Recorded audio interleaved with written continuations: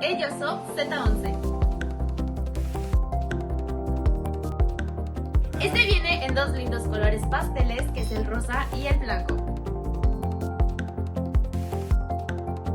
Gracias a sus teclas intercambiables nos dejará volar nuestra mente y personalizarlo a nuestro gusto. Otra de las cosas que me encanta es que puede realizarlo, ya que ya vienen incluidas sus herramientas de cambio y dos switches de repuesto.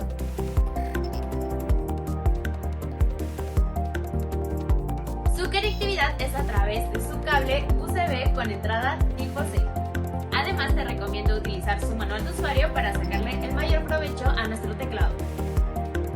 Una de sus cualidades es que, a comparación de los teclados enormes y estorbosos, este tiene un tamaño compacto que lo hace súper cómodo.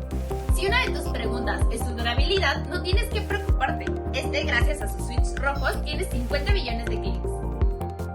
Produce un efecto anti-ghosting, de actuación precisa y además de hacerlo muy silencioso.